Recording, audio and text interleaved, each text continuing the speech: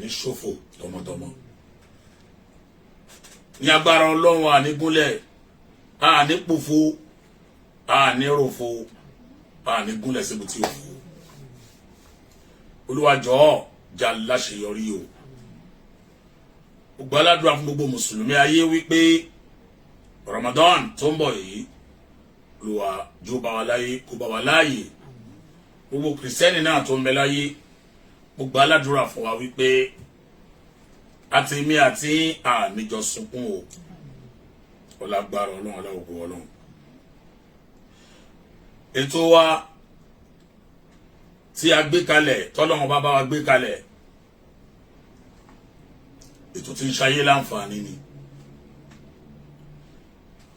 ètò tí àwa náà ń gbìyànjú bọ́lọ̀ ṣe fún wa lágbára láti lè máa ran àwọn èèyàn lọ́wọ́ òun la gbé tó wa kalẹ̀ fún gbogbo ẹni tó ti wá jọ́ ètò nírọ̀lẹ́ yìí ẹ jọ̀ọ́ torí Ọlọ́run ẹ bá mi share prógrámù yìí Ọlọ́run ọlọ́jọ́ ìní ayé ò ní share aburú abayín nílé o ọlágbára Ọlọ́run ọláògo Ọlọ́run adúpẹ́ púpọ̀ lọ́wọ́ yín tá a bá ti bẹ̀rẹ̀ lẹ́ẹ̀mọ́ ń dá wa lóhùn bá a bá ti wọlé sórí ètò lẹ́ẹ̀mọ́ ń jọyìn wa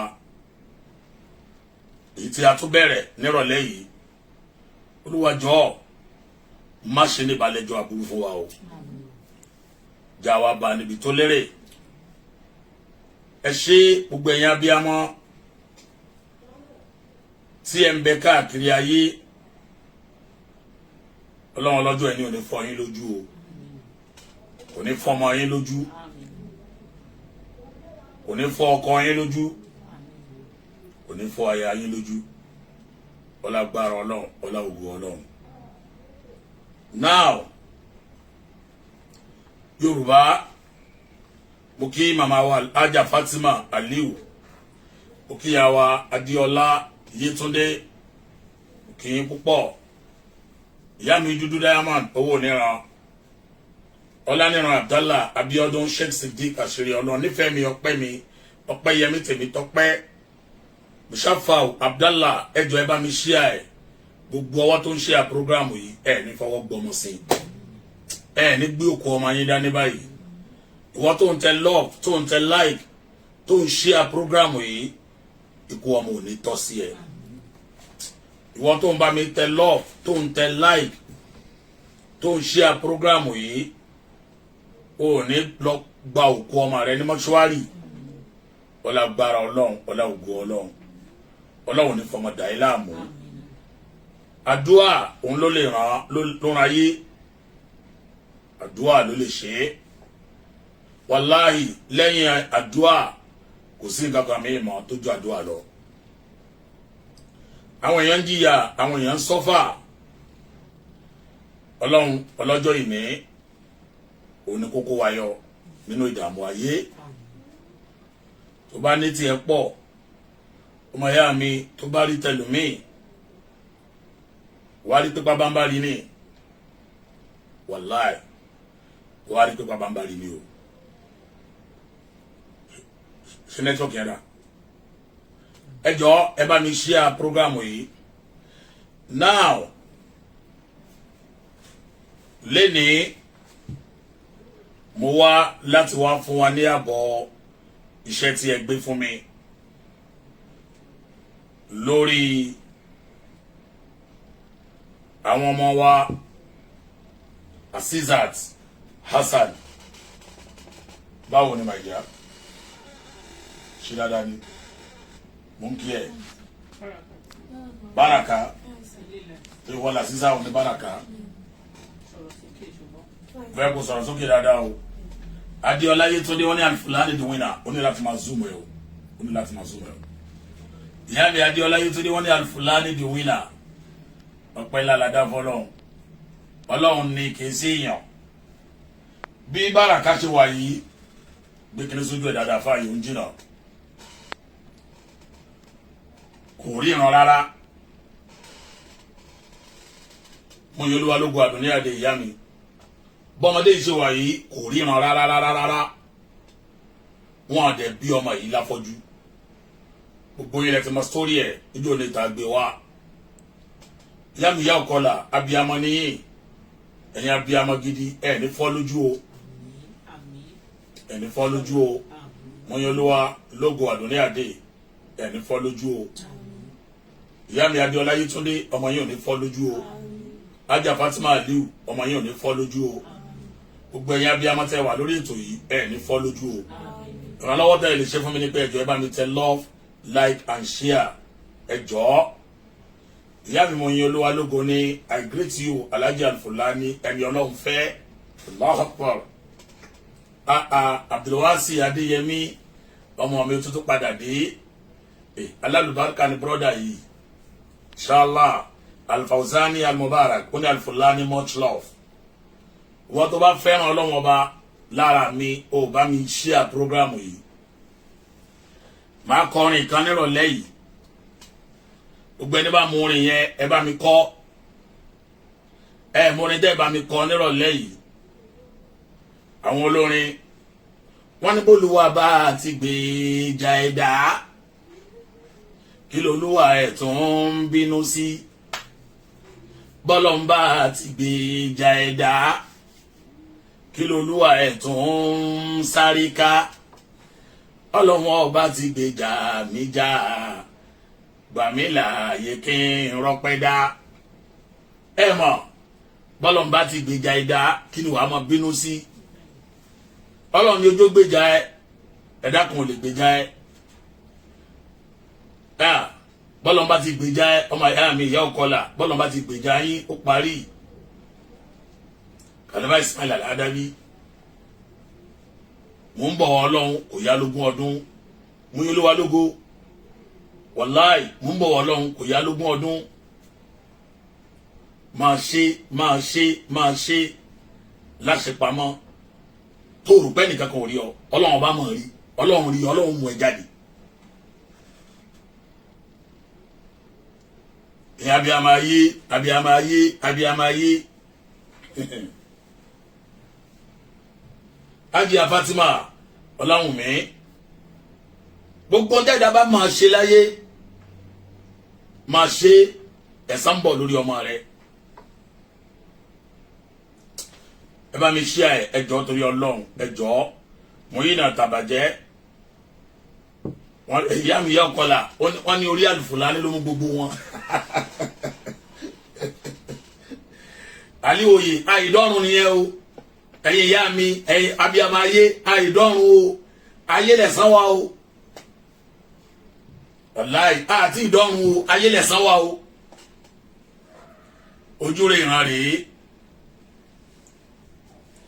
bí orin ọ̀kan nínú àwọn olórin Adéyẹmí ọ̀kan nínú àwọn olórin ló kọ ìrọ̀lẹ́ yìí ní ọjọ́ pẹ́ lọ́jọ́ yìí ní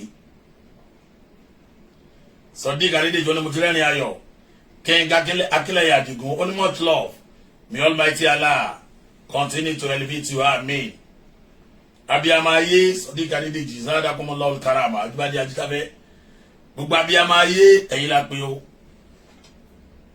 ó tán bí ó tán kúrakúta wọn pin Saheed Òṣùpá ló kọ òkè tán ò lé mi bàbá Jamali èmi ló kọrin yẹn fún o ó wà ní tẹ́lẹ̀ fẹ́tì pé kó wó bàbá Sọfíà aṣọ lọ́hún wò wọ́n gbogbo bá ṣe ń ṣe sí wa àwa gan ò sọ̀rọ̀ wọ́n láàlé yàn bàbá tí wá sí ìdájọ́ èyí tó fẹ́ ran pín gbéyàn ò tí ì kú káyé má sọ pé pín èèyàn gbúdọ̀ tètè má ṣe yẹ̀yẹ́ èèyàn bọ́lọ̀ ń bá dẹ̀ wá dé mo lè fẹ́ fojú sí Ọlọ́run ti dé báyìí Allahu Akbar tó gbọ́ tí ó ráwọn tó ń yẹ̀yẹ́ rẹ tí wọ́n sọ̀rọ̀ òdì nípa ẹ táǹsán tí ò dá nípa ẹ orin tí wàá kà máa kọ ni pé aṣọ lọ́hún wò wọ́n gbogbo bá ṣe ń ṣe sí wa àwa gan ò sọ̀rọ̀ wọ́n láàlé èèyàn Ọlọ́run ti wá ṣe ìdájọ́ ẹran tán fi yín pín wàláì ẹ̀yẹ́ máa wòran gbogbo ẹ̀dá tó lọ́wọ́ nínú kó ṣubú wọ́n sẹ̀sìn tọmọtọmọ àlíwòye gbogbo ẹ̀dá tó lọ́wọ́ níbi downfall wa wọ́n ṣẹ̀ sí tọmọtọmọ wọ́n láì nàbọ̀ Muhammad níwájú ọlọ́run wọ́n láì ayé lẹ̀sán wà ẹlẹ́rìn gbẹ̀yìn olórẹ́rìn alájọ Ọlábísí tausfat gbogbo abiyamọ tó wà ń bí ẹjọ́ ẹ bá mi share program yìí ẹjọ́ aláì ọlọ́run dé o mo ti sọ láì máa yé gbà nínú tí ò lè jẹ́ kẹ́dà láṣeyọrí láyé Alhaji Alfulany only I'm not patronizing you, but I have a lot of respect for you and Dr. Kajue Baba Dr. Kajue Baba more today Kajue Baba more today you guys beat me hands down Baba gidi lẹ́yìn méjèèjì alhamdulillah ṣe àdúpẹ́ ní Olúwa lógo kò ní bàjẹ́ fún yín láyéláyé gbogbo ẹ̀dá tí ò ní láṣeyọrí láyé alákọ̀ọ́kọ́ ń bẹ̀ an-nasaru ila al-ghayr bi'ayni ta'kiri gbogbo ẹ̀ tó bá máa ń fojú yẹ̀yẹ́ ọmọlàkejì ò ní láṣeyọrí láyé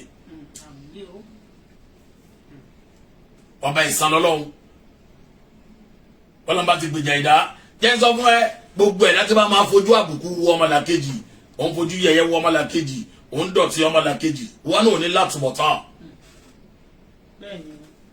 ẹlẹ́ẹ̀kejì tẹ̀lé huquq al-ikhwan gbogbo ẹ tó máa ń ra ìwọ ọmọlàkejì láre tó ń fi ìjọmọlúwàbí ọmọlàkejì tó fi wọlé ẹ̀sìn tìyẹn náà dé tán Alhaji Àkànjí Yusuf King abiyamaye gbogbo ẹni tí bá máa fi ìjọmọlúwàbí ọmọlàkejì wọlé ẹ̀sìn tìyẹn náà dé tán ẹlẹ́kẹta wa kashful wajhi anil haya gbogbo ẹni tí ò bá ti ní tìjú kò sẹ́ni tó lè bú kò sẹ́ni tó lè ṣépè fún kò sẹ́ni tó lè sọ̀rọ̀ ẹ̀ láì dá kò sẹ́ni tó lè yẹ̀yẹ́ ẹ̀sìn tiẹ̀ náà dídán. abiyama ayé ẹ bá mi share ẹ abiyama ayé ẹ jọ̀ọ́ ẹ bá ń share program yìí.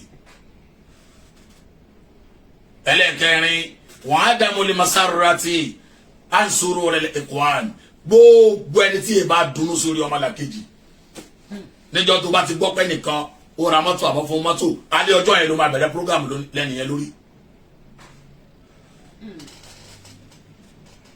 ọlọ́run dúgọ́ ń wo kálukú níjọ́ tó bá post ẹni lábẹ́ alágbájá ra mọ́tò alẹ́ ọjọ́ yẹn ló máa gbé fídíò ẹ̀ jáde lágbájá ṣe gbá o múra sí i ẹ̀sẹ̀ lóde yìí o.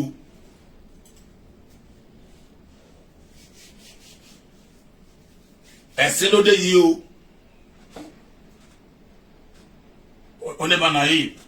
I can't love you less, Sheikh. I pray to Almighty Allah to grant you happiness and may and long life. Ọlọ́ọ̀ba ìṣọba alábòsí tó bá tiẹ̀ kú kò sẹ́ni tó perfect kò sẹ́ni tó dáa tó bá tiẹ̀ kú ẹyọ kan tó ń jáde láti orí ètò yìí kárí èèyàn kó sunkún wọ bí kó dẹ̀ rẹ́rìn padà Ọlọ́run ní tẹ̀lé alábòsí. bó bá ti ẹ̀kọ́ ẹyọ kan yẹn lásán tẹ́yìn olóríire tẹ́ wà lórí ètò yìí bẹ́ẹ̀ yẹn bá ti sunkún orí ètò wa àfi kẹ́ ẹ pa lẹ́rìn ìyẹn gan oníjẹ́ kẹ́yìn náà sunkún bẹ́ẹ̀ yẹn ayé yìí Ọlọ́run ju ẹ̀dá lọ o abiyama ayé ẹ bá mi share ẹ̀ Báràká tẹ́ rí yìí kò ríran rárá. Wallahi kò ríran owó tẹ wá dá fún jọ́wọ́ ní gbogbo owó yẹn jẹ́ ìlú 130 something. ẹgbẹ́ kí ní kò lẹ́nu 130. ẹjọ́kọ̀ gbé fídíò sí wọn gbogbo owó tẹ dáńjọ́ òun ní àwọn ní dr wa àwọn láfi tí wọ́n lórí sẹ́bílò nàjà tán mú wọn lọ sí hospital tí wọ́n ń lọ káàkiri èló ni gbogbo owó tí ẹ gbà 134,000. ìwọ ni orí àkáǹtì ẹ̀nà fowó yẹ sí èló ni 134,000 ó ní gbogbo owó tí a rí bísímìlà gbé kó lọ́jú wọn ó ní takú síwájú wọn báwọn ó ti sọ̀rọ̀ tán wà dẹ́ẹ̀dá padà ó máa ń gbàgbé ara rẹ o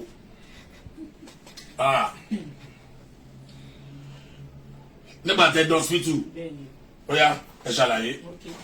bismillah ẹ ṣé gan gbogbo ẹ̀yin ọmọ Nàìjíríà. ẹ dákẹ́ sọ̀rọ̀ sókè ẹ sọ̀rọ̀ ṣé sókè. gan pẹ̀lú gbogbo ẹ̀yin ọmọ Nàìjíríà. Alhamdulillah. nítorí pé inú Baraka ó ti ń dùn díẹ̀díẹ̀ sí àdìmọ̀ pé Ọlọ́run á jẹ́ kí inú ẹ̀ kó dùn kalẹ̀. Àmín Ọlọ́run. so adé tí a gbé lọ sí one of the private hospital so wọ́n lọ ṣe MRI CT scan fún gbogbo general kidney ẹ̀ so wọ́n rí pé the issue about her now wọ́n ti ṣe gbogbo kidney wọ́n ti ṣe everything wọ́n rí pé from the brain ni kidney ẹ̀ ti wá. so ẹ farabalẹ̀ ẹ má rush okay. ẹ má rush ẹ ń rush bẹ́ẹ̀ tí ń kàwé ìròyìn ẹ ti lọ sí hospital bẹ́ẹ̀ni sá wọ́n ti ṣe gbogbo test bẹ́ẹ̀ni. láwa ló ṣẹlẹ̀ níbo náà ló ti wá. wọ́n ní láti inú ọpọlọ ni wàhálà yẹn ti wá. nínú ọpọlọ bẹ́ẹ̀ni nínú brain ẹni wàhálà yẹn ti wá. bẹ́ẹ̀ni. okay so and there's possibility for her now pé ó máa ṣe surgery. okay but lẹ́yìn tá a ti ṣe gbogbo eléyìí tó ń sìn tó ti wá fún wa ní Ẹgbẹ́ gbogbo X-ray kílì òun lélẹ́yìn one of the private hospital alo so we have actually spent about 128,000 so now wọ́n ní a tún máa lọ fún wọ́n ti wá refer wa fún sí another hospital High Chain Hospital again ní Victoria Island tó ti tún máa ṣe analysis lórí gbogbo scan yìí so lágbára Ọlọ́run gbogbo owó náà kẹ̀dẹ̀rẹ̀ à ń wọ mọ́tò ń bẹ̀ à ń ṣe gbogbo ẹ̀ náà níbẹ̀ kò sí kankan mọ́ ká ṣe wò pé ká wá fún yín ní ààbò. ṣé ní ìsìnkú ṣe wà yìí sìn x-ray tí ẹ bá bọ̀ lọ sùtù rẹ̀ bẹ́ẹ̀ni wọ́n ní kí tó ṣe yẹn bẹ́ẹ̀ni brain ẹ̀ ló ti wá bẹ́ẹ̀ni, nínú ọpọlọ pé yẹn. possibility wà kó ríran bẹ́ẹ̀ni possibility wa ó máa ríran alhamdulillah ó máa ríran. wọ́n ní ṣùgbọ́n báyìí Yes. àti ìsọ fún nǹkan tẹ́lẹ̀tẹ́lẹ̀ àṣẹ ń sọ fún ni mi sọ fún ni àìsí sọ fún àṣẹ ń sọ fún àbúrò ẹ̀gbọ́n sísá rẹ̀ ló ń rẹ́ni wọ́n ló máa ríran bẹ́ẹ̀ni wọ́n ní wà á ríran pé possibility wà pé wà á ríran àdúrà tẹ̀yìn abiyamọ tẹ́ ẹ bá mi ṣe fún jọ́wọ́ ní tẹ́ ẹ pè wọlé àdúrà yín gbà bẹ́ẹ̀ni wọ́n wá ní wọ́n lọ sí Victoria Island ìyẹn hospital may báyìí bẹ́ẹ̀ni Chain Eyes Hospital. Chain Eyes Hospital Bẹ́ẹ̀ni. ṣé bẹ́ẹ̀ náà ti máa ṣe surgery yẹn ibẹ̀ náà ti máa ṣe surgery ibẹ̀ náà ti máa analyse gbogbo. gbogbo tó rí nínú bẹ́ẹ̀ni kí náà gbórúkọ yìí nínú scan yìí bẹ́ẹ̀ni nínú scan bẹ́ẹ̀ni. ok bó ṣe wà yìí nísìnyí àti ìmọ̀ iye tó máa gbà àìtí mọ̀ o tó máa gbà fún surgery wọ́n dè ní owó ńlá ni. ọlọ́run á ṣe é. wọ́n ní ká lọ prepare sílẹ̀ wọ́n lówó ńlá. ẹ ọba tó ṣe tó ní kidney tá a gba 15 million á ṣe léyìn náà bẹ́ẹ̀ni lágbára tọlọ́run gbogbo ìwọ tó ń ṣe à program yìí ó ní fọwọ́ gbọ́ ọmọ sí àmín ìwọ tó ń bá mi ṣe à program yìí ó ní ma sàárì ọmọ àmín ìwọ tó ń bá mi ṣe à program yìí ọmọ ò ní kú mọ́ ẹ lójú àmín insha Allah bi qudratillah àṣẹjá ọ̀rọ̀ jáde àṣẹ tẹ̀lé innama amruhu idha arada shay'an an yaqula lahu kun fayakun ẹ̀kọ́ gbogbo ẹ̀yin abiyamọ mo kọ́kọ́ ní ìdí látọ̀dọ̀ yẹn kọ́kọ́ bá wa dúpẹ́ fọlọ́n náà alhamdulillah tó wọ́n ti sọ fún wa pé possibility wà pé yóò rí náà bẹ́ẹ̀ni eléyìí jẹ́ bẹ́ẹ̀ lọ eléyìí náà ní kẹ́ wá sọ hospital yìí sè èlò náà ní kẹ́ mú wá báyìí hospital tẹ kọ́kọ́ ń lọ yìí náà láti lọ rí. tá à ń lọ yìí báyìí 15,000 for the registration. for the registration 15,000 bẹ́ẹ̀ni ẹ bá wa débẹ̀ lẹ́sẹ̀sẹ̀ wa mọ. bẹ́ẹ̀ni lọ́sẹ̀ máa fún wa ní details gbogbo owó yìí. alhamdulilayi rabbil alamin abiyama ayé abiyama ayé abiyama ayé àṣà tó wà ń ta nìyẹn o abiyama ayé bí bàbá bá ń bẹ sọ tẹ́tí kò gbọ́ bí bàbá ń bẹ sọ tẹ́tí kò gbà ọmọ tá ń kọ́ tí ó bẹ̀ kọ́ lé olóko àdá òní ó dà nígbẹ̀yìn ọba má ṣe wá ládọ́rùn mọ́tọ́ o ọba má ṣe wá ládọ́rùn mọ́tọ́ abiyama ayé ọmọ tó má ṣe ìwọ bá mú fóònù ẹ̀dá nígbà ìlú tó kàn. okay. wá fásitì ni alhamdulillah pé yóò tiẹ̀ ríran yẹn lásán ara ọpẹ́ fọ́lọ́run ni àwọn nẹ́pà ti múná lọ ara nǹkan tá à ń wí nìyẹn o Báràká nẹ́pà ti múná lọ ṣó mọ̀ o mọ̀ pé nẹ́pà múná lọ bóòlù ṣe mọ̀ o ní pé gbogbo ẹ dúdú Allahu Akbar So there's possibility o máa that is ríran. pé that is pé possibility wípé wàá ríran nìyẹn alhamdulillah possibility pé wàá ríran ó lóun rí pé iná gbogbo náà lé dúdú dájúdájú ọkàn wa balẹ̀ pé yóò ríran ònìyẹn pẹ̀lú ahmed mo wà lórí live program máa bẹ sọ̀rọ̀ létà gbẹ̀mí létà ṣùgbọ́n ẹjọ́ torí ọlọ́run ẹ̀yà bíamọ́ bíamáyé orin tó wà ń kanu mo ti fẹ́ káti ẹ̀ gbé fáwọn ọmọ tó máa ń ṣe àwọn ọmọ tó máa ń ṣe kíní díje yẹn kọ́ bá gbé síta bíamáyé máa pè kan náà àwọn ọbẹ̀ Pasuma àbúṣùpá kan bá kọrin jáde bíamáyé.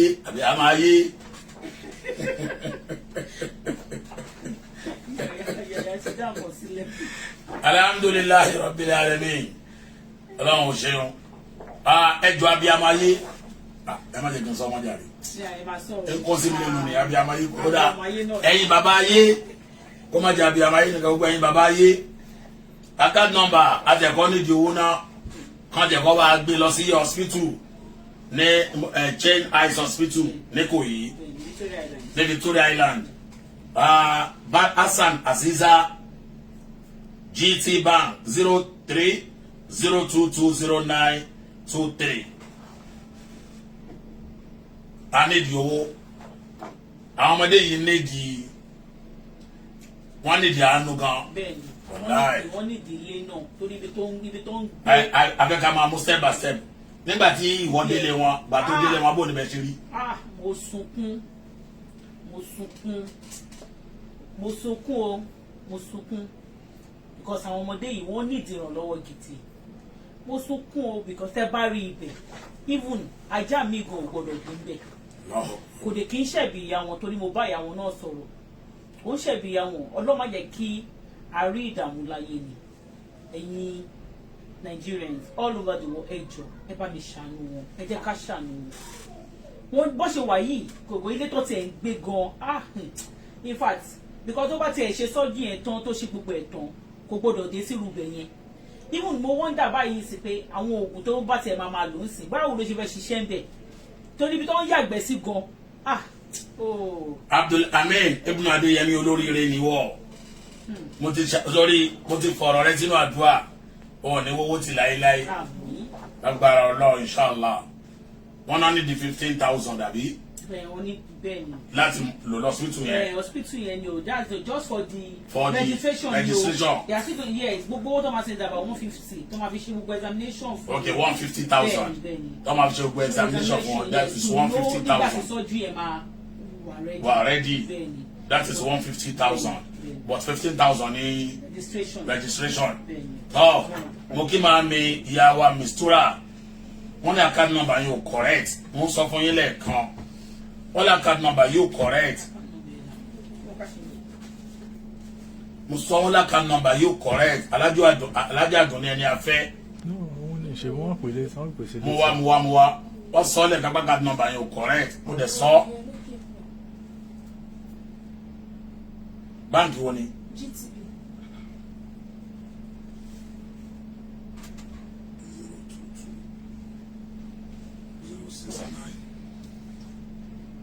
GTB. Yeah, correct. Hassan Baraka 030 22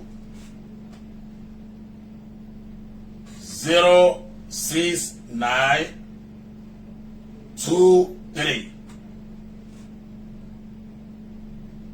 Hassan Aziza, sorry. Hassan Azizat Hassan ni sorry ẹ má bínú. Hassan Azizat okay nda kọ síbẹ̀ ni o okay sorry yeah Hassan Azizat ẹ̀yin lẹ lọ ṣe mistake sẹ́rí tẹ́ lọ́kọ́ azam baraka lẹ lọ́kọ́ síbi òun la pin ṣẹ́tìrì ẹ̀yin lẹ lọ ṣe mistake ni mo ti sọ fún yín ẹ má máa ṣe rú à mistake báyẹn mọ́.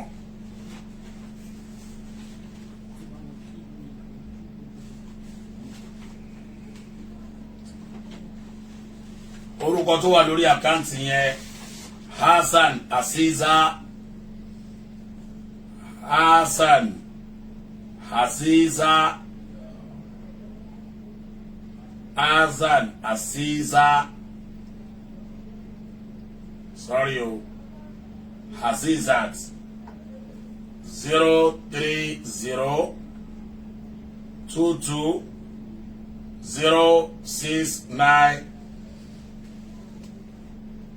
06923 GT Bank.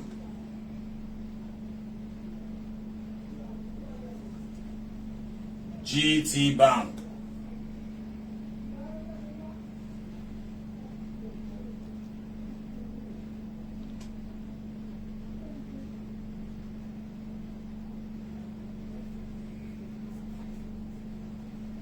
Ẹ jọ̀ọ́ gbogbo ẹ̀yin abiyamọ ayé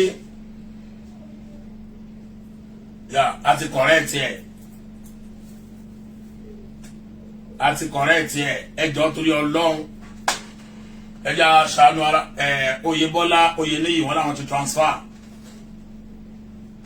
Oyèbọ́lá Oyèníyì wọn làwọn ti transfer Oyèbọ́lá Oyèníyì ẹ check ẹ wò wọn làwọn ti transfer alhamdulillah ti wọlé 03022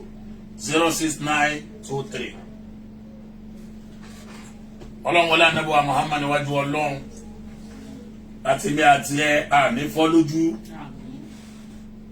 fọ́ lójú o tọmọtọmọ wa ní o wọlé agbára Ọlọ́run láwùgọ Ọlọ́run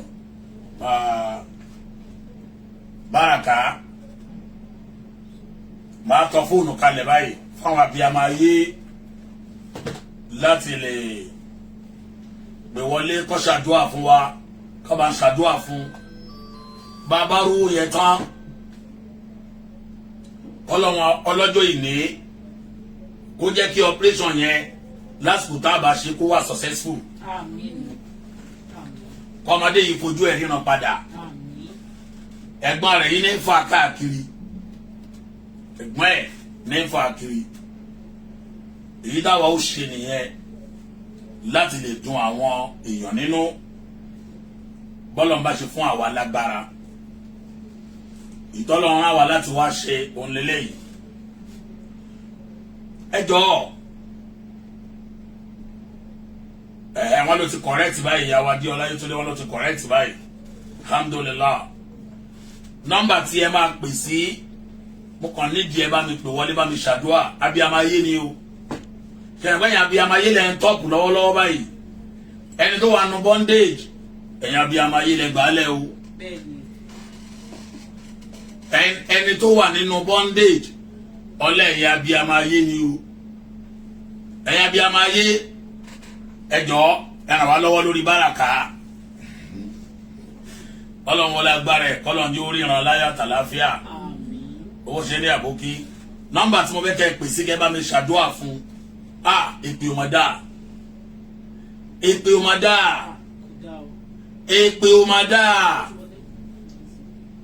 èpè àmọ́ ayé ni ní kádàrá padà o wàláhì wọ́n ti wọlé èpè àmọ́ ayé ni ní kádàrá padà o tó bá rẹ̀ ní tí bá ti ń ṣèpè fọmọ rẹ tọmọ rẹ ò dẹ̀ wọ ìpè jọ torí Ọlọ́run tètè yá dọ̀bálẹ̀ fún àmì Ọlọ́run nọ́mbà tí ẹ máa pè sí 070-622-11024 nọ́mbà tẹ́ pè sí dẹ́ bá fi ṣàdúrà fún nìyẹn ẹ̀yin abiyamọ ayé lẹ́ ń trend lọ́wọ́ báyìí ẹ̀yin lẹ́ ń trend abiyamọ ayé abiyamọ ayé abiyamọ ayé abiyamọ ayé abiyamọ ayé abiyamọ ayé ẹ̀yin abiyamọ ayé ẹ dákun ẹ ṣàánú èmi náà o ẹ ṣàánú èmi náà o abiyamọ ayé ẹ dákun ẹ ṣàánú mi ṣé mi ò ṣẹ̀yìn o ẹ̀yà bí àmì ayé ṣé mi ò ṣẹ̀yìn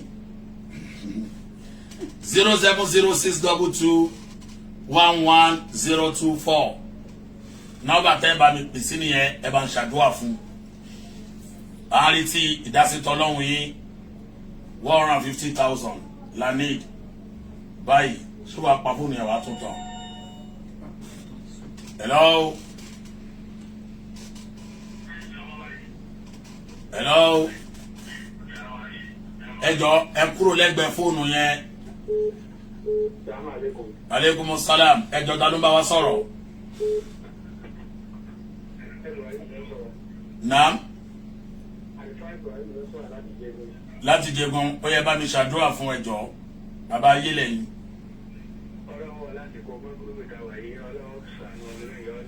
Àmì Ọlọ́run. Àmì Ọlọ́run. Sallallahu alaihi wasallam. Àmì Ọlọ́run. Wala quwwata illa billahi al-ali. Ẹ ṣé gọ́sà. Ẹ ṣé sà. Hello. Hello. Aleykum salam wa rahma. Ẹ jọ̀ọ́ ta ló máa wá sọ̀rọ̀. Màrí mo níbọn láti ìlú Ẹ̀pẹ́. Ẹ jẹ́ bá wa ṣàdúrà fún. Àmín. Àmín. Àmín.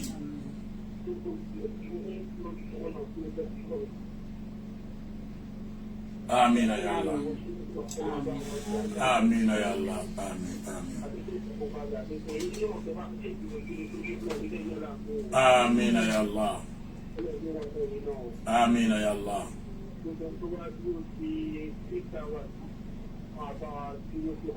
Àmín. Àmín ya Allah. Illa billahi al-aliyyil azim. Ẹ ṣé àdúpẹ́ gan. Alhamdulillah. Ẹ jọ̀ọ́ gbogbo ntọ́nà bá fún kálukú alágbára ẹ jẹ́ ká gbìyànjú lórí ẹ̀ ká ṣe bọ́lọ̀ bá ṣe fún wa ní agbára ọba tí ń ṣàánú ẹ̀dá yóò ṣàánú àwa náà àkúmọ̀bí táwọn ọmọ tiwa náà ó lọ. Number to call please 070 622 11024 070 622 11024 nọ́mbà tẹ́ pè sí nìyẹn. Abẹ́yẹn lórúkọ tọ́lọ́run alágbára kò sí ẹ̀ka tó kéré. Ọlọ́run á bá mi ṣàánú yín o, á bá mi ṣàánú yín, ọmọ yín ò ní kó sí dààmú o. Bóyá Báràká bá àwọn abiyamọ yìí sọ̀rọ̀ bẹ̀ wọ́n. Wàá sọ̀rọ̀ sókè ni o.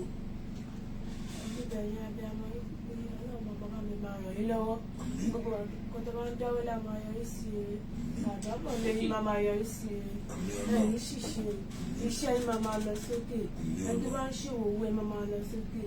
Ìjọ́ tó ní wọ́n pọ̀nà kò ní sí, ìjọ́ tẹ́nà bá wọn wẹ̀wẹ̀ jẹ ìlera àrùn wọn. Ọlọ́run máa bá mi ṣọ́ ẹ lọ ṣọ́ yín lọ. Ìdààmú kéré tó tóbi kò ní wọlé tọ̀ yín wá. Ogun àìsàn tó gbógun kò ní wọlé tọ̀ yín wá. Ṣàánú mi ní abiyamọ yín gbogbo tẹ́lẹ̀ bá ń dà ọ́ lẹ́nu ìdààmú kéré tó. Hello.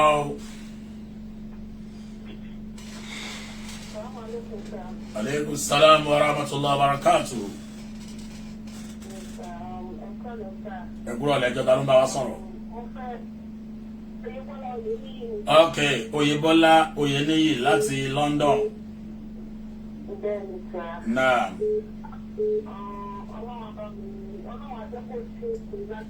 Àmín, àmín Ọlọ́run, àmín. Ọlọ́run àkókò bẹ́ẹ̀ rẹ̀ ayé tó kú tó ń túbọ̀ lẹ́yìn. Ọlọ́run àjẹ́ kó ṣe é ṣe. Àmín ya Allah. Àmín. Nǹkan kékeré ni nínú nǹkan tọ́lọ́run lè ṣe. Wàláì. Wallahi. Àmín ya Allah.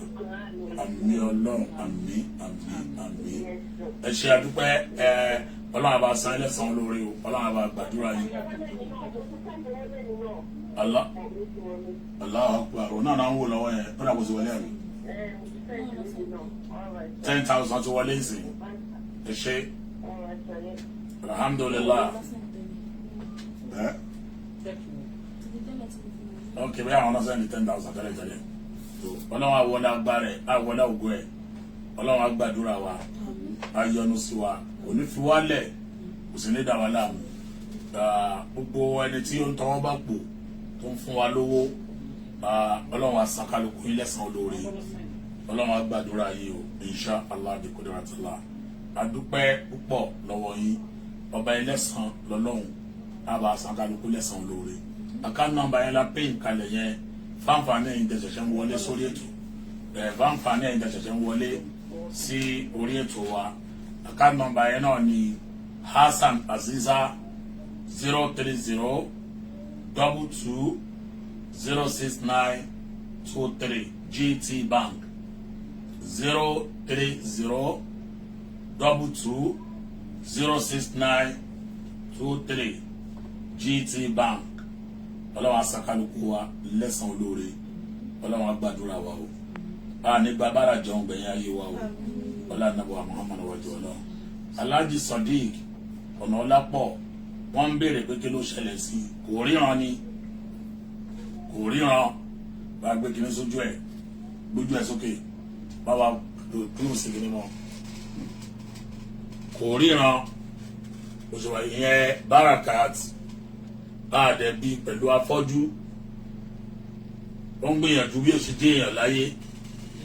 Ọjọ́ kejì tí ó fẹ́ lọ bẹ̀rẹ̀ ọjà mi ò ríran mọ́ ní last year láti bí ọdún kan. Àwọn gbìyànjú yẹn làwọn ń gbà lọ́wọ́ ẹ̀rọ o. Sára ẹjẹ bá a sọ̀rọ̀ sókè. Náà láti Òṣogbo ẹ ṣé àdúpẹ́. Àmín Ọlọ́run. Àmín. Àmín Ọlọ́run. Àmín Ọlọ́run. Àmín. Àmín. Àmín Ọlọ́run. Àmín. Àmín ya Allah. Illa billahi al-aliyyil azim. Bismillahir rahmanir rahim. Inna a'tainaka al-kawthar fasalli li rabbika wanhar. Ẹ ṣé àdúpẹ́ lọ́wọ́ yín o, ẹ ṣé. Alhamdulillahi rabbil alamin. Torí àti Lọ́kímá group, inshallah, account number yẹn láti fi ilẹ̀ síbẹ̀ yẹn. Ọlọ́run ọlọ́jọ́ ìní asakaluku wa lẹ́san olóore. Kárí owó yẹn, kárí fún wọn 150,000 kí wọ́n lè lọ yanjú àwọn nǹkan tí ó tún kàn síwájú kí a tó wá mọ what next to do for the surgery. Àdùnmọ̀ pé lágbára Ọlọ́run wọ́n lọ sọ hospital yẹn, wọ́n lè ṣí lọ́la bí wọ́n lè ṣí lọ́la ọ̀la Saturday private hospital ni. Ọlọ́run á gbà bẹ́ẹ̀ fún wa. Ẹjọ́ ẹ dákun gbogbo tọ́nà bá fún kálukú wa lágbára, ẹja ṣiṣẹ́ Ọlọ́run lára àwọn ọmọdé yìí, ká ṣiṣẹ́ Ọlọ́run. Bàbá ò sí láyé mọ́, ìyá ò dẹ̀ ní, ìyá ń ta búrọ́ọ̀ṣì àbí kí wọ́n máa ń pè é, ìyá ń ta búrọ́ọ̀ṣì àti àwọn toothpaste ló ń ta káàkiri ọjà ní bọ́sọ̀pù Ṣàngó. Wọ́n lè ṣe mọ̀ ìyá wọn after 23 years. Wọ́n ṣe mọ̀ ìyá wọn after 23 years, wọn mọ̀ ìyá wọn rárá tẹ́lẹ̀. Torí gbà àti kékeré ni ìyá wọn àti bàbá wọn ti not to separate. Bàbá dẹ̀ ti kú, ọ̀dọ̀ àwọn grandma náà ń gbé, wọ́n wá ń bú from one place to another.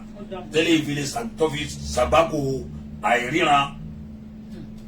Ibi tẹ́ pé wọ́n wà lákàtà ya wọn ni ó lè má ṣẹlẹ̀ bẹ́ẹ̀.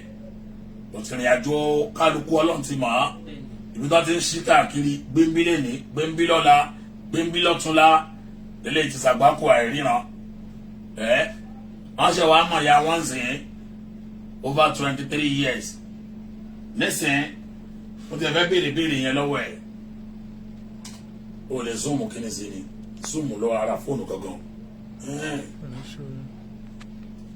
Ṣé nígbà tó mọ̀ yá ẹ̀ tẹ́ lọ́mọ yá yín ojú ò tí dùn ọgbà yẹn Ara sà. ok ojú ò tí dùn ọ nígbà tó lẹ mọ yíyẹ wo lẹ mọ mi. sọ̀rọ̀ sókè Ṣé please. máa pé 3 years nísìnyí láti mọ mọ́ mi wá? bí ọdún mẹ́ta ilé ìdẹ bẹ̀rẹ̀ ńlá sí ẹ lọ́họ̀kọ̀ títóbi ní fọlọ́wọ́ bá o. tó ti kọ́kọ́ ṣe sọ́jú ìkan rí ó dàbí ti etí wọ́n ti bá la etí ẹ̀yìn rí so ó dàbí bí irú etí yẹn náà ni wàhálà yẹn ti wá ṣẹlẹ̀ ibi tó ti ní etí òun yọ oyún gbogbo ẹ̀ so in nutshell almost like 22 years left in Moya yín and you're 24 right? That's a long time. 22 years náà fi máa yá wọn and you are now 24 years òun kọ́ 22 years ẹ̀dẹ̀ ṣe wá mọ̀ yá yín bí ọdún mẹ́ta sẹ́yìn. that means ilé wa bí 19 tó fi mọ̀ yẹ ilé wa bí 21 tó fi mọ̀ yẹ tó fi mọ̀ yẹ tó ọlọ́wọ́n lọ́jọ́ ẹ̀yìn nílùú Èkó yìí. aṣàánú wa o ọlọ́run má jẹ́ ká bí amọ́ ká sunkún lórí ọmọ o ọ̀làgbára ọlọ́run ọlọ́run ọlọ́run.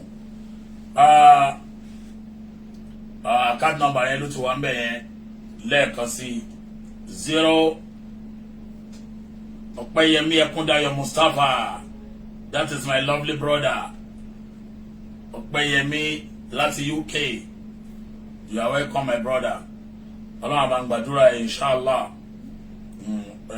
Aláàánú ni ẹ́, ọlọ́run ní ká ojú àánú ẹ̀ kó lára ẹ̀. Àmín.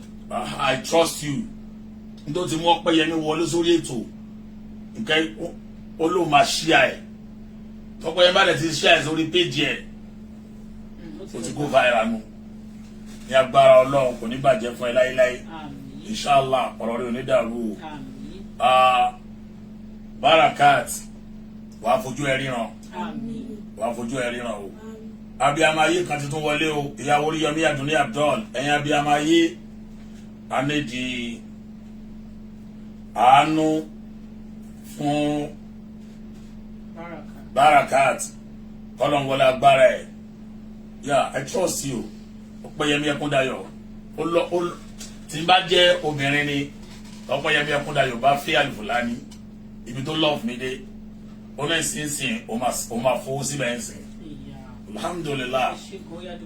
ẹ ṣe gan mo dúpẹ́ lọ́wọ́ yín. Alhamdulillah. Dúpẹ́ lọ́wọ́ yín gan ọlọ́run máa ọlọ́run nígbà tí mo wọ èdò nígbẹ ọlọ́run yóò ní pọ́sàlẹ̀ àpò iléeṣẹ́ yóò ní jóná ẹni kẹ́ni tí kàìkà ní kẹ́ni tí Àmín Ọlọ́run. ẹni tẹ́ máa ṣẹ̀ tí ò ní dáríjì yẹn ní ìṣẹ́ Àmín ya Allah. ayọ̀ ní fẹ́ gbà fún ilé oúnjẹ Àmín ya Allah. nítorí mọ́lẹ̀ bí ẹran ìṣó Àmín ya Allah. ọmọ tó bá dọ́lé wọn ẹ ṣe àdọ́pọ̀ Àmín ya Allah. Àmín ẹ ya ṣe Allah. gan mo dúpẹ́ lọ́wọ́ yín gan. So, ń dúpẹ́ lọ́wọ́ yín, ń dúpẹ́ púpọ̀ lọ́wọ́ yín o.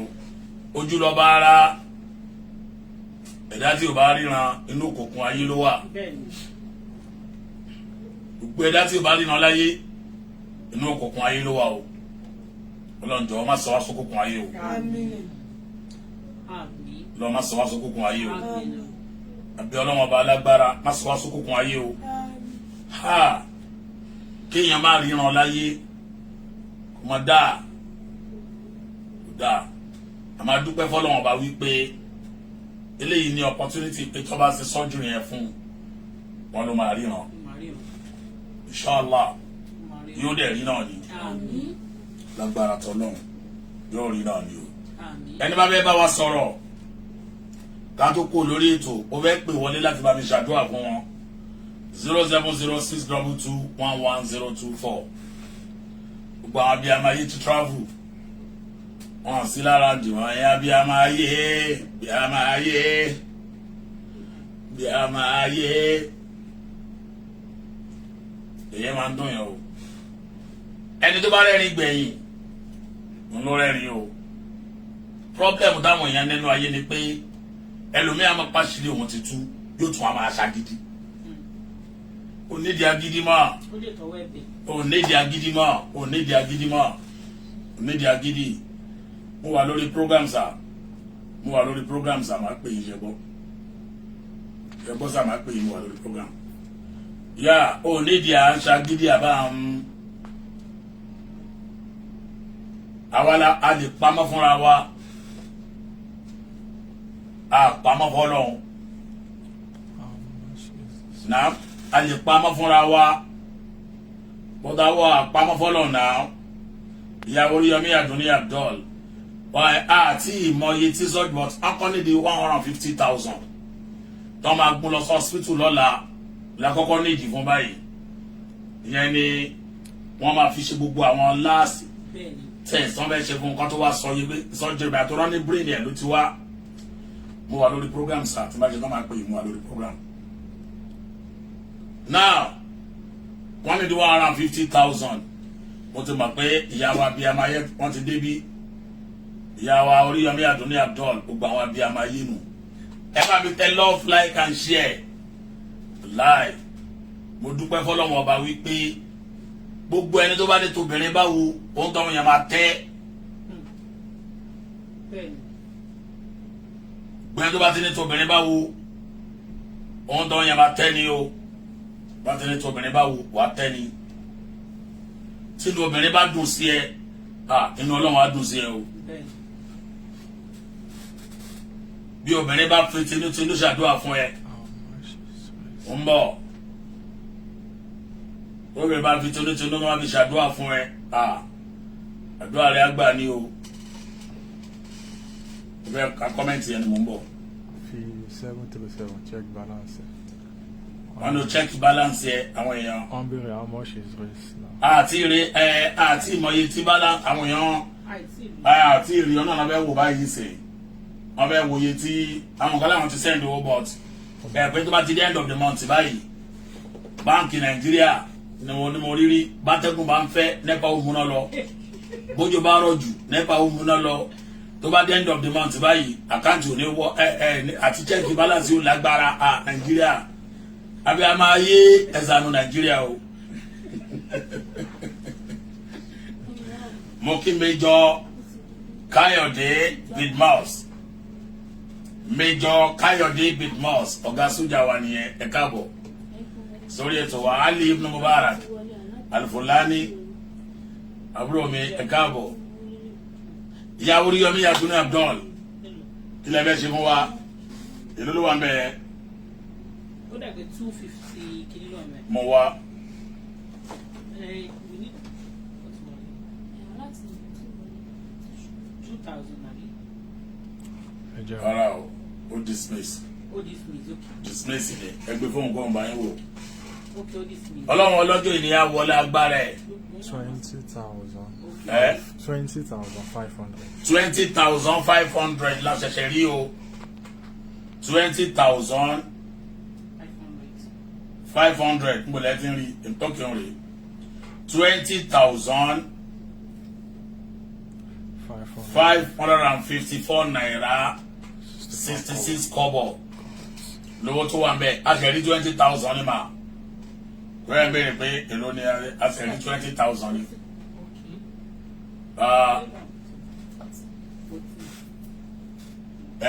14,000 kú lórí àkáǹtì yẹn tẹ́lẹ̀ yà àṣà àti 20,000 báyìí tó wà lórí àkáǹtì yẹn ọlọ́run awọlé agbára ẹ̀ awọlé ògo ẹ̀ á bá mi ṣàánú yín o á bá mi ṣàánú yín o ọlọ́run ní fi yín lẹ̀ béèyàn bá ti sunkún lórí ètò yìí yóò rẹ́rìn padà ní ọlọ́run ló ṣe ti Zebelo Najat concept bẹ́ẹ̀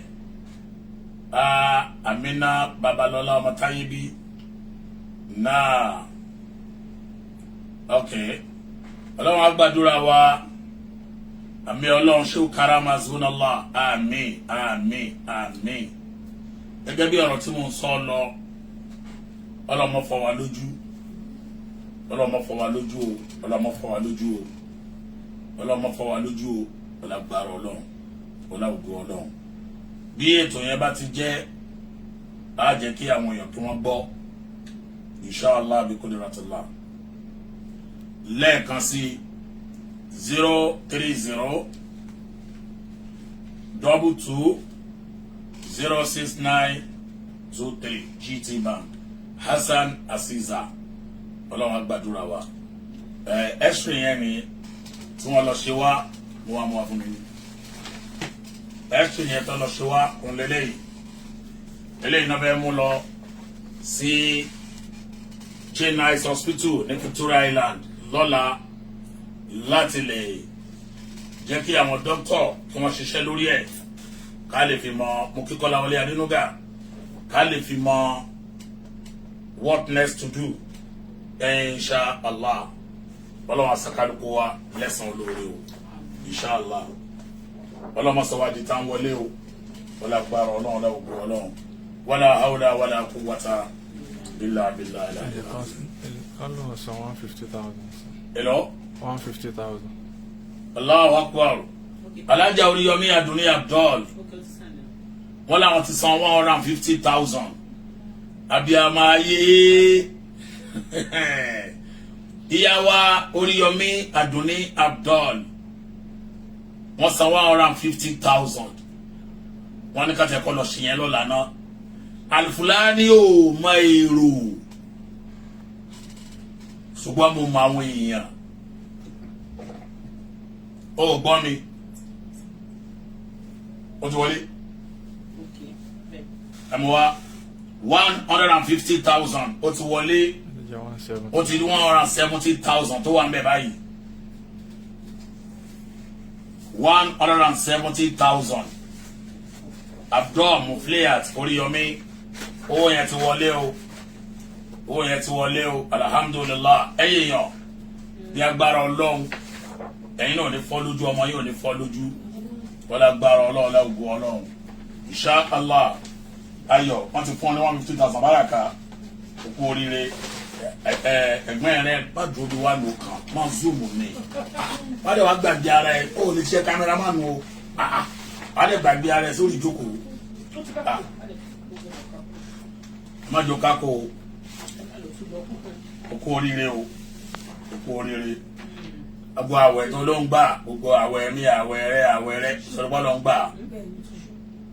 Ẹ ti sọmọ tirẹ̀ mìíràn sí rí. Sọ̀rọ̀pọ̀ ló ń gbà. Òkú oríire. Insha Allah. Ìyá wa Oríyọmí Adúnní Abdul. Orí burúkú ò ní jẹ́ tiyín. Wàhálà ò ní jẹ́ tiyín. Ìdààmú ò ní jẹ́ tiyín. Ó yá ṣàdúrà fún gbogbo àwọn abiyamọ ayé. Gbogbo ẹ̀yin abiyamọ mo dúpẹ́ lọ́wọ́ yín. Ó fa yé kun o. Gbogbo ẹ̀yin abiyamọ ayé mo dúpẹ́ lọ́wọ́ yín. Ó ò lẹ́ ò tẹnu mọ́. Ọ̀tọ̀ ẹnìkan gbariwo abiyamọ ayé ẹ dúpẹ́ o ẹ ṣàánú mi ọlọ́dẹ túlẹ̀ ní bondage. Ní tó wà ń ta lọ́wọ́lọ́wọ́ yìí nù o. Abiyamọ ayé ẹ ṣàánú Alfulani náà o. Ó yá dúpẹ́ lọ́wọ́ abiyamọ ayé. Gbogbo ẹ̀yin abiyamọ ayé mo dúpẹ́ lọ́wọ́ yín o. Náà ní tán lọ́wọ́ yín o. Àmì Ọlọ́run. Ó sọ kò sọ òye ọmọ aráyè níbi dẹ́ o. Àmì Ọlọ́run. Ẹ̀yin ni mo sàárè ọmọ. Àmì Ọlọ́run. Àwọn yóò ní mo sàárè yín. Àmì Ọlọ́run. Mo dúpẹ́ lọ́wọ́ yín gbogbo ẹ̀yin abiyamọ tẹ̀ ń.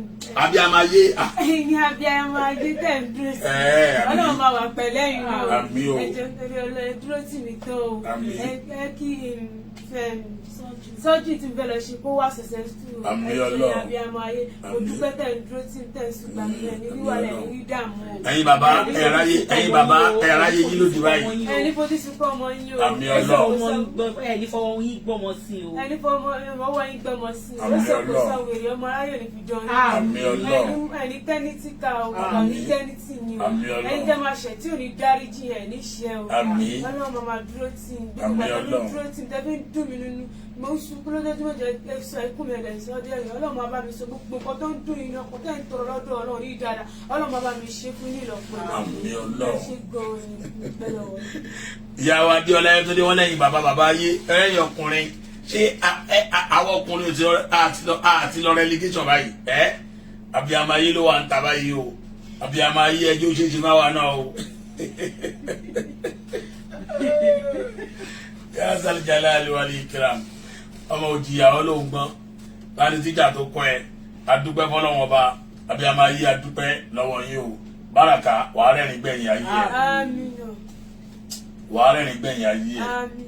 lágbára Ọlọ́run gbogbo a tún máa mú ẹ padà wá tí abájọ hospital ọba ti gbé nǹkan báyìí ló máa náwó fún surgery tó dẹ̀ ṣe tó wà successful wàá fojú ara ẹ ríran báyìí wàá fojú ara ẹ ríran insha Allah bi qudratillah òkádà àmúlùbátà Ọláwálé ọlẹ́yìn àbí amáyé ẹ̀ṣọ́ ẹ̀yọ́ ọkùnrin tẹ́ bá wà lórí ètò ó yẹ ẹjọ́ o ẹ bá mi dúpẹ́ lọ́wọ́ àbí amáyé o ẹjọ́ mo fẹ́ type ẹ mọ type báyìí àbí amáyé ẹ̀ṣẹ́ o àbí amáyé ẹ̀ṣẹ́ o gbogbo ẹ̀yin Eléwúrẹ́ Yusuf gbogbo ẹ̀yin ọkùnrin tẹ́ bá wà ń bí ẹ máa bá tẹ time abiyama ayé àdúpẹ́ abiyama ayé àdúpẹ́ o nísìn lẹ́ni náà nísìn náà táwọn yìí náà nísìn àwọn abiyama lánàá ni ẹ̀yin bàbá ayé lẹ́fún wa lówó àmọ́ lẹ́ni nísìn abiyama ayé ni àdúpẹ́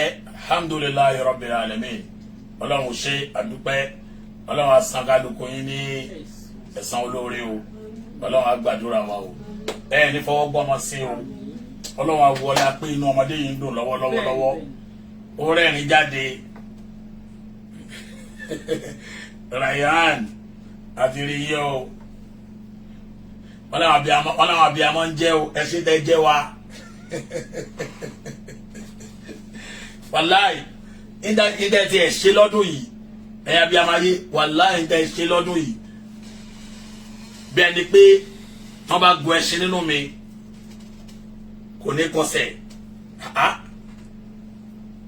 wàláì ìyàwó adéọlá yétúndé wọ́n nínú àwọn dùn torí pọ́lọ́ ń fún àwọn lọ́rọ̀ sọ ọ̀rọ̀ wà láàrin yẹn ọ̀rọ̀ ń bẹ láàrin yẹn Musa Tàdábọ́lámi olóríire Musa Tàdábọ́lámi alálùbáríkà kọ́sítọ́ọ̀mù àmì nìyẹn Ìmáàmù Tajudeen Abdulaziz ọkùnrin tí ò bá dúpẹ́ lọ́wọ́ abiyamọ ayé lórí ètò yìí lẹ́nu máa blọ́ọ̀kì ẹ̀ tí n bá rí ẹ lọ́kùnrin tó o bá táì bí àwọn abiyamọ ayé ṣeun lórí ètò yìí lẹ́nu máa blọ́ọ̀kì ẹ̀ ọkẹ́ ọ̀ fírẹ́ǹdì ẹ̀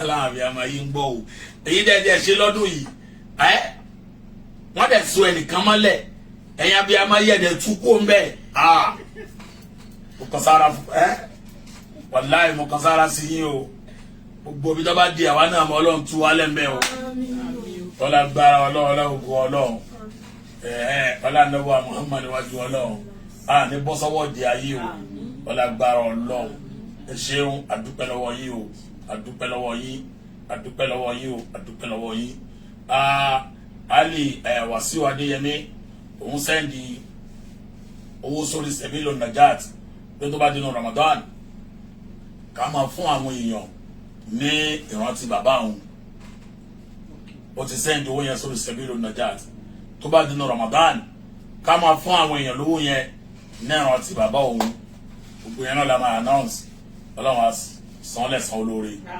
lágbára àti tọ́lọ́run àdúpẹ́ púpọ̀ lọ́wọ́ yín ayé yóò ní bàjẹ́ ọ̀nà yóò ní bàjẹ́ Sẹ̀bílù Najat ò ní túká ọlágbára ọlọ́run ọláògùn ọlọ́run ọlọ́lá illallah Muhammad Rasulullah sallallahu àwọn ọkùnrin òfẹ́ kí n blọ́ọ̀kì àwọn Migdad Agbájé Abdulsalam Mukada Abdulfatai kálukú yá tètè táìpù tọrọ wọ́n ti máa kí máa sáré blọ́ọ̀kì àwọn sìn ẹ ṣe níparí ọ̀rọ̀ wa lénìí ìyàwó lánìkan mú yàn kájọ gbọ́dọ̀ ẹ ṣe ẹ̀yìn abiyamọ orin tí a fi abiyamọ ayé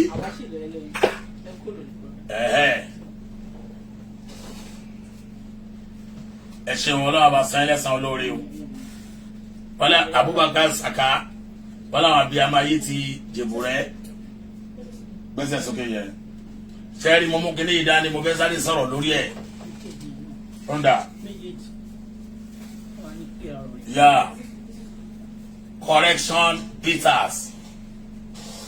correction bitters yìí olómi ni o mo rọ àlò lánàá báyìí mo sùn dáadáa ó máa ń fọ ẹ̀jẹ̀ ni mọ́ bí blood tonic lórí ó ń ṣiṣẹ́ gbogbo oníṣẹ́ ara èyí ń romí ni mo ṣiṣẹ́ ó rẹ̀ mí egun ara ó ń ṣe gbá ó ń ṣàwo ni ẹ jẹ́ kí PRO wa kó ṣàlàyé lórí ẹ̀ láàrin ìṣẹ́jú mẹ́ta náà. ẹ ṣe gan-an gbogbo ojú tó ń wò mí gbogbo abiyamọ ayé gbogbo abiyamọ ayé má bínú torí abiyamọ ayé lèmi náà o correction bitter yìí blood purification tonic ni ìgbà tèmi náà lò tán kò dé tèmi náà lò mo rí pé iṣẹ́ yẹn wà òkè ó ṣe fún sexual weakness correction bitter purification tonic gbogbo níṣe ni ó ṣe fún sexual weakness diabetes hypertension poor eyesight worm menopause problem asthma pie ulcer waist pain, fibroid, stomach problem, fever, barrenness, rheumatism and prostate cancer. Ṣé rí pé ṣé ẹ pọ̀? Ṣé rí pẹ̀lú eléyìí náà eléyìí ni anti-infection gbogbo aládé nídìí ẹ tó bá nídìí eléyìí ó nídìí eléyìí just 3,000 naira eléyìí 15 àti oyin ẹ correction honey organic honey correction bitter organic honey ṣé rí natural ni so gbogbo ẹ̀yin ojú tẹ́ wò wá tẹ́ bá nídìí ẹ abiyamọ ayé because èmi náà abiyamọ ayé mi so mo wá wò ẹ jọ ẹ bá wa wò 3,000 gbogbo ẹ̀ ń sìn ó jẹ́ 6,000 naira. èló lélẹ́yìí. 3,000 lélẹ́yìí correction purification tonic lélẹ́yìí.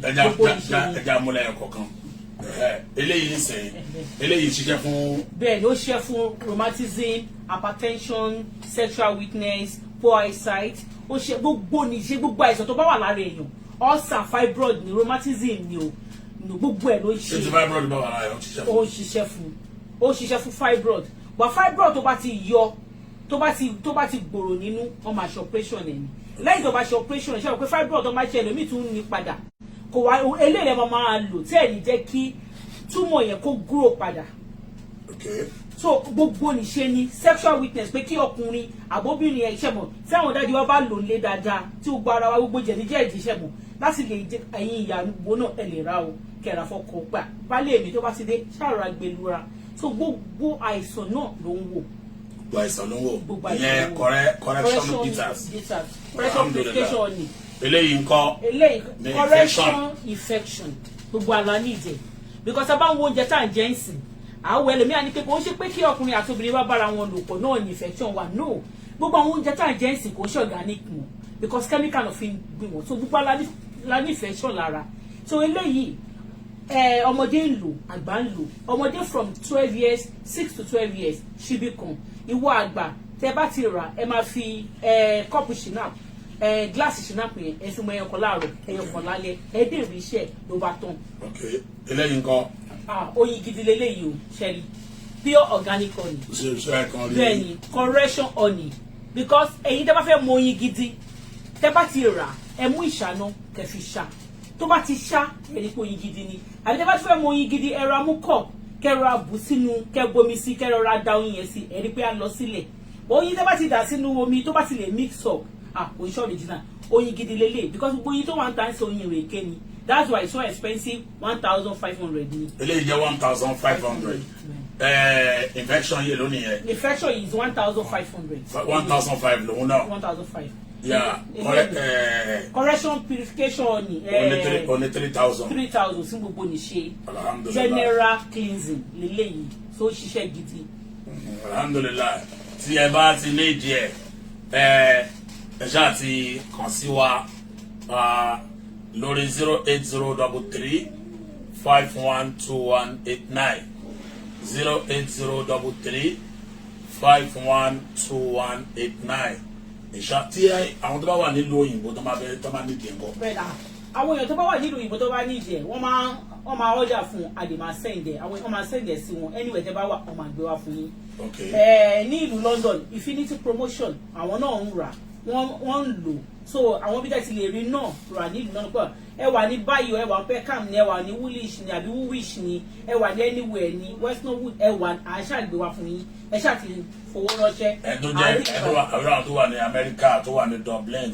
anywhere tẹ́ bá wà in the world tẹ́ bá ti pè wá sórí aago lórí WhatsApp number mi ẹ lè yan 08093287614. ẹ farabalẹ̀ pé dáadáa. 08093287614. okay good of WhatsApp number mi ni. WhatsApp number ni yẹn. ilé ìpè wá sórí aago so anywhere tẹ́ bá wà ní gbogbo àgbáyé fi ṣọwọ́ sí yín. tó bá já sí pé ẹ tó wá fẹ́ láti ọ̀dọ̀ ti tèmi 08033 512189 Abubakar Saka ó ní I need it please ẹ lè pè wá after program inshallah abiyama ayé ẹ̀rá o Dubai ni Abubakar Sakawa. Okay, ó máa dọ́dọ̀ yín. ẹ̀pẹ̀ lẹ́yìn bọ́ ló máa dé Dubai náà. Anywhere in the world ó máa débẹ̀. Inshallah ó ti ẹ̀dá báwa tá a wà ní diaspora púpọ̀. ẹ̀wọ̀n nǹkan tá à ń jẹ àwọn nǹkan dúndùn kọ̀ọ̀kan ní àgbà tí mo lò lé ìlànà mo sùn bí. bẹ́ẹ̀ni àwọn èèyàn order fún the last time ní London 20-30 bó ṣe máa order ẹni àádé àfihàn sí wọn so. tó bá ra mẹ́wàá ń sìn wọ́n bẹ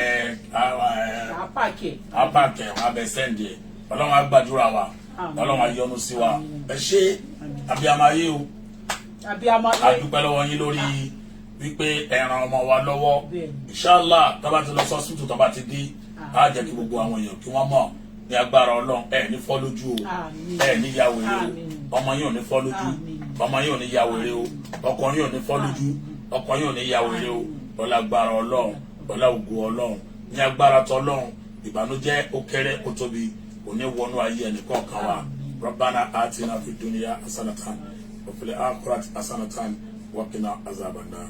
Assalamu alaikum wa rahmatullahi wa barakatuh.